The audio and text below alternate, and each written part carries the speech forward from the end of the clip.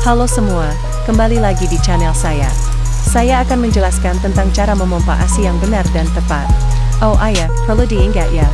Video ini dibuat untuk edukasi serta pembelajaran bagi ibu menyusui dan bukan untuk kepuasan seksual. Menyusui sejak dini dan sesering mungkin adalah cara terbaik untuk memastikan produksi ASI yang cukup untuk bayi Anda. Namun, jika bayi Anda tidak dapat menyusu langsung karena sakit, prematuritas, atau alasan lainnya, pompa ASI rumah sakit yang efektif dapat membantu Anda menyediakan ASI untuk bayi Anda.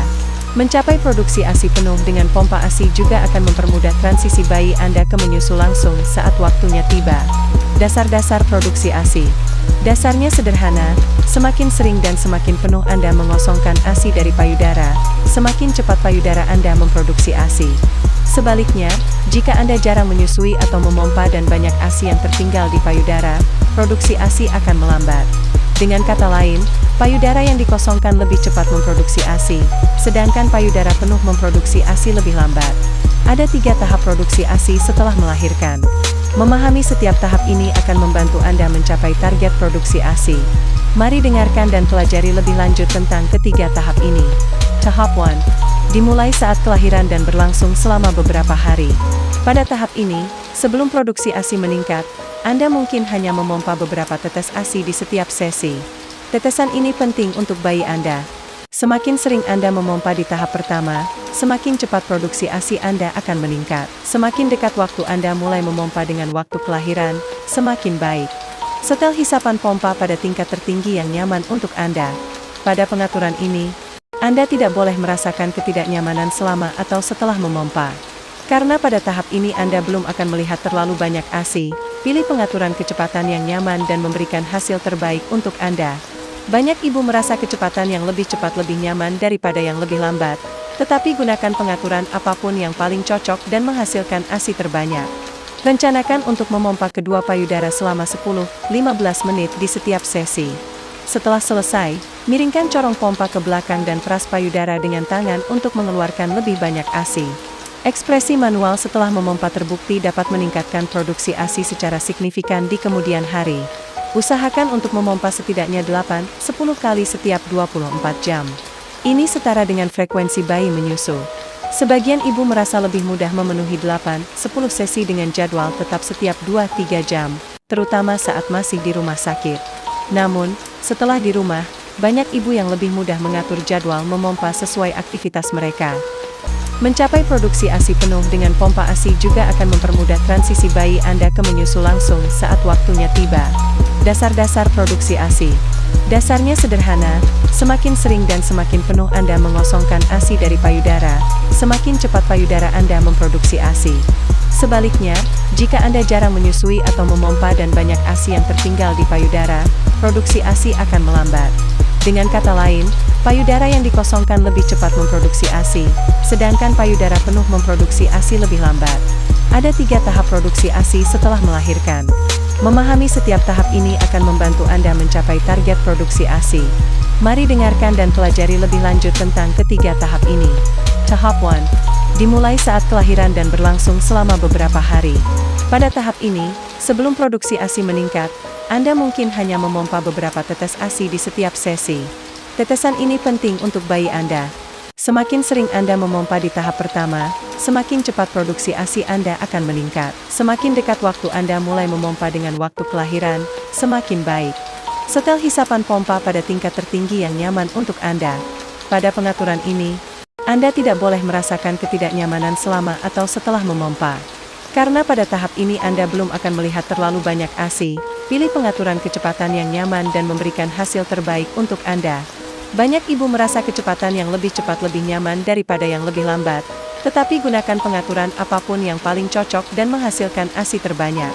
Rencanakan untuk memompa kedua payudara selama 10-15 menit di setiap sesi. Setelah selesai, miringkan corong pompa ke belakang dan peras payudara dengan tangan untuk mengeluarkan lebih banyak ASI. Ekspresi manual setelah memompa terbukti dapat meningkatkan produksi ASI secara signifikan di kemudian hari. Usahakan untuk memompa setidaknya 8-10 kali setiap 24 jam. Ini setara dengan frekuensi bayi menyusu. Sebagian ibu merasa lebih mudah memenuhi 8-10 sesi dengan jadwal tetap setiap 2-3 jam, terutama saat masih di rumah sakit. Namun, setelah di rumah, banyak ibu yang lebih mudah mengatur jadwal memompa sesuai aktivitas mereka. Mencapai produksi ASI penuh dengan pompa ASI juga akan mempermudah transisi bayi Anda ke menyusu langsung saat waktunya tiba. Dasar-dasar produksi ASI.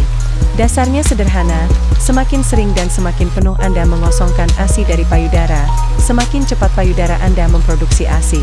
Sebaliknya, jika Anda jarang menyusui atau memompa dan banyak ASI yang tertinggal di payudara, produksi ASI akan melambat.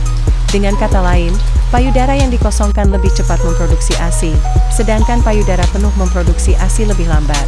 Ada 3 tahap produksi ASI setelah melahirkan. Memahami setiap tahap ini akan membantu Anda mencapai target produksi ASI. Mari dengarkan dan pelajari lebih lanjut tentang ketiga tahap ini. Tahap 1. Dimulai saat kelahiran dan berlangsung selama beberapa hari. Pada tahap ini, sebelum produksi ASI meningkat, Anda mungkin hanya memompa beberapa tetes ASI di setiap sesi. Tetesan ini penting untuk bayi Anda.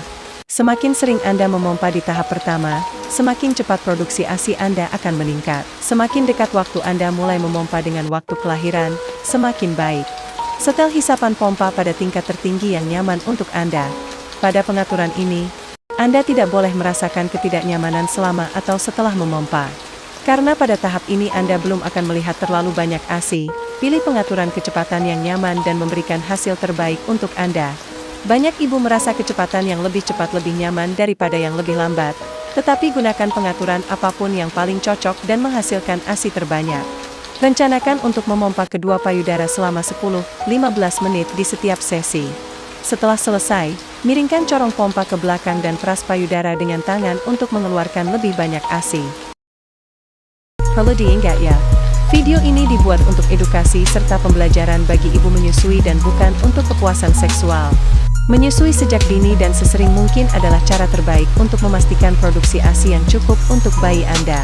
Namun, jika bayi Anda tidak dapat menyusu langsung karena sakit, prematuritas, atau alasan lainnya, pompa ASI rumah sakit yang efektif dapat membantu Anda menyediakan ASI untuk bayi Anda.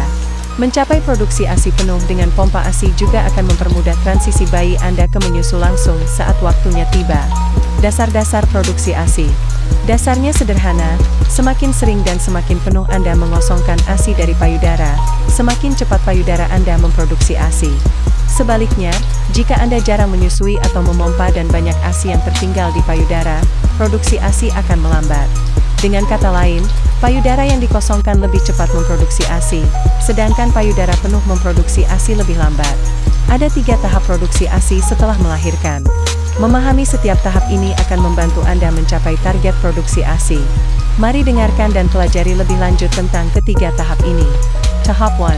Dimulai saat kelahiran dan berlangsung selama beberapa hari. Pada tahap ini, sebelum produksi ASI meningkat, Anda mungkin hanya memompa beberapa tetes ASI di setiap sesi. Tetesan ini penting untuk bayi Anda.